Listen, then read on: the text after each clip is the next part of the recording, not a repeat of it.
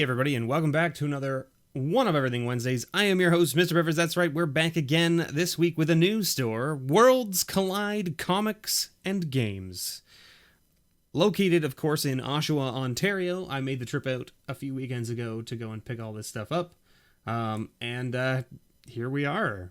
So we just finished off with another Oshawa shop, so why not continue the trend and do the rest of the Oshawa shops. Look, I can put that card up in the top corner now, and you can still see it without some massive glare on it. Now, we've got 11 packs this week, so we're just going to open all of them this week for this store.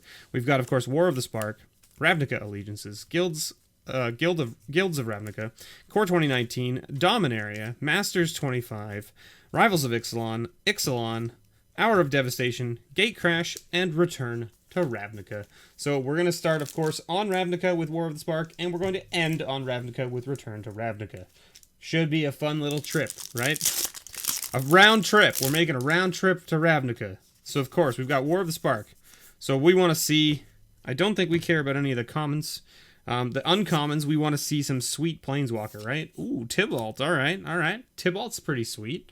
I don't think he's worth a whole heck of a lot. I know Ashiok is still like sitting in like the $2 to $3 range. And it's unfortunate that we didn't get a rare Planeswalker then. You know, that's what that means. But we did get a Command the Dreadhorde, which is a pretty nice card. And then, of course, we get a Goblin token and just a Plains. All right, Command the Dreadhorde is not a terrible little card. So of course we've got Guilds of Ravnica Allegiances next, I should say, and we've got a Mortify to start things off, which is pretty nice. It's a pretty nice removal spell. Gates Ablaze, seeing a lot of play right now with the Gates deck. Essence Capture, also seeing a lot of play, and Unbreakable Formation, seeing quite a bit of play with the White Weenie deck. So there is that. And then, of course, we get a Gruul Guildgate with a sweet little Beast token. Good old Beast tokens. So Unbreakable Formation, I think, is probably sitting at a couple dollars or something like that, just because it is seeing play in Standard right now. I don't know how much play it's seeing, but it is seeing play. I know that for sure. Necrotic Wound, which I think should be higher than it is, to be honest. House Guildmage, Conclave Guildmage, and then a Guild Mage's Forum as our rare. So of course it's a generic mana, adds just a colorless, right? Or you can pay one generic and tap it and add a mana of any color. If that mana is spent on a multicolored creature spell, that creature enters battlefield with an additional 1/1 counter on it. And we do have a foil here? Holy moly, how about a foil Chromatic Lantern? That seems like a pretty good hit. Let's be honest.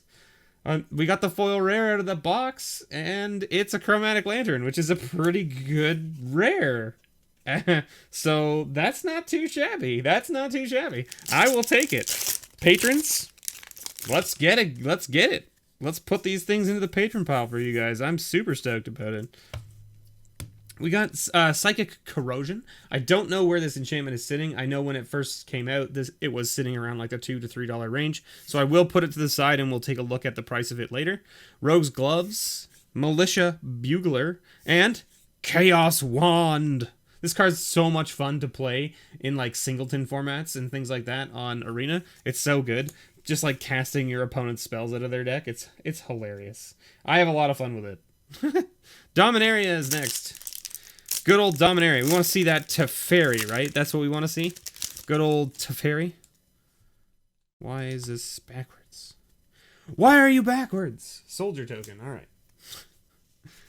All right. So we know that we're going to end up with... These were the weird packs, right? Because like the commons and then the uncommons and then the rare and then the legendary. Yeah, super weird format in this one. I feel like they should have done it the way they did the Planeswalkers, where it's like the Planeswalker just falls in front of the rare, right? And I mean, like, obviously this set was a test to do the Planeswalker thing, so they ironed out the kink and put it before, right? Fight with Fire, and then, of course, if you don't get an uncommon Planeswalker, you get a rare Planeswalker. So it's the same way with this. Is like, if you don't get an uncommon legendary in your uncommon slots, you get a rare legendary, right? So, for instance, we're going to get a rare legendary, which is Jorah, the Weatherlight Captain, which is a nice little mythic. So there you go. Whenever you cast a historic spell, draw a card. Seems pretty strong. I like it. And of course we get a Swamp. And we're on to Masters 25. Masters 25 could be a huge letdown, but it could also have some crazy spice. Who knows? My guess is huge letdown.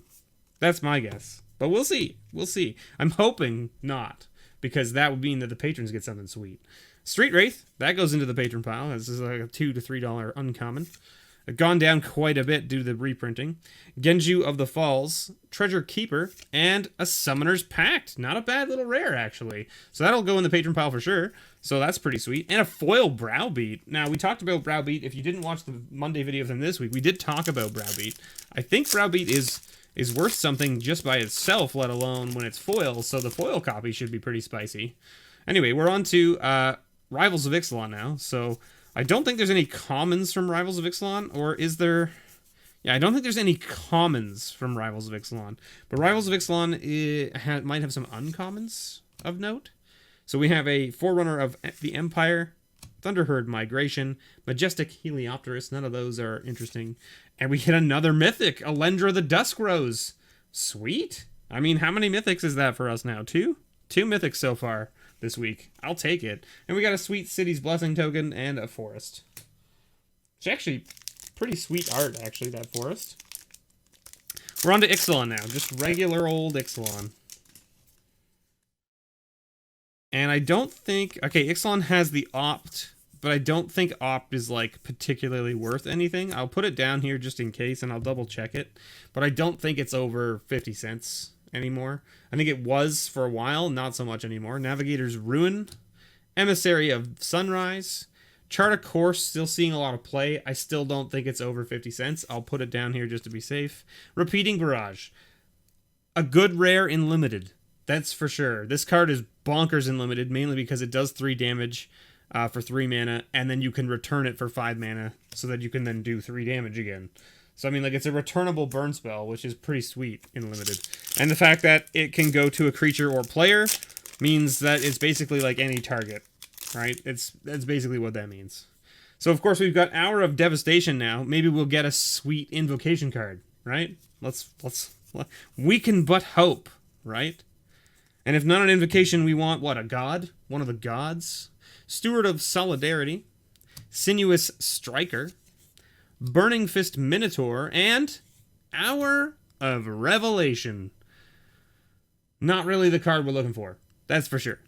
Still not a bad card. Oh, we got a nice full art forest, though, so there's that. And, of course, we get an Exerted token card. Alright, Gatecrash is next.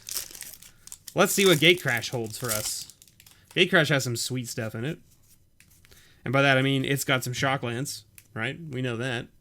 Gore Clan Rampager. This card was bonkers in limited as well, because for a red and a green, you could discard it to give an attacking creature +4/+4 and trample until end of turn. It's absolutely crazy. Murder Investigation, Boros Elite, and Illusionist's Bracers. Actually, I believe this card has gone up in value, if I am not mistaken. I don't know for sure. Let's just take a quick peek here.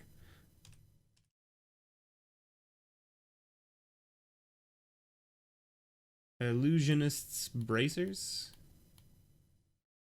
This one. Where are you sitting? Yeah, this is like $4 in paper right now. That's crazy. Like, I would never have guessed that, to be completely honest with everyone. Like, I remember when this card came out and everyone was like, that card's not great. Like, it's not, it's okay. It's got maybe some spots where it can be useful, but, like, it's not super useful in the block, right? So, like, in standard and stuff, it didn't see any play. We got our first garbage token, everybody. Look at that. Our first ad. And a sweet little mountain. Very nice. Return to Ravnica with our main man there, Niv on the front. All right. Come on, Niv. Show me what's up. Show me what's up. We got Shocklands in here too. That'd be cool to see. A foil shock would be super awesome, wouldn't it?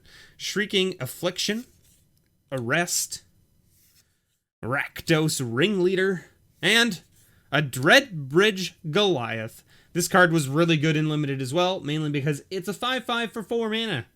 It's a 5/5 for 4 mana. And then if it dies, you can pay 6 and exile it from your graveyard and put 5 1/1 counters on a creature. It's a 5/5 for 4. This was a bomb in limited. Absolute bomb. We got a sweet bird token and a plains. Good old plains. So there you go. There you have it. We opened some pretty sweet stuff this week for the patrons. Not too bad. Foil Chromatic Lantern, I think, is the highlight. But we did open some mythics as well. We got a Giora and an Alendra, and we hit a Summoner's Pact. So not too shabby. We hit a Psychic Corrosion, a Street Wraith, a Foil Browbeat, and then a couple of the other ones from Ixalan that maybe or maybe not. Like, I mean, Opt and Chart of Course are both very good. They're just, I don't think they're over $1, so they might not get added to the patron pile. We'll have to see. If I do add them, it'll add them as like a playset, and I'll just have to grab some out of my collection that I can add to it with, and just that's how we'll do it. But at the same time, I don't know if I'll even add them. Who knows? Of course, I'll check all the values and everything afterwards and make sure that it's all kosher. That's what's going into the patron pile. If you saw anything that I bypassed in the pile, while opening the packs that you know is worth something and I need to pull it out, please let me know below in the comments. Absolutely.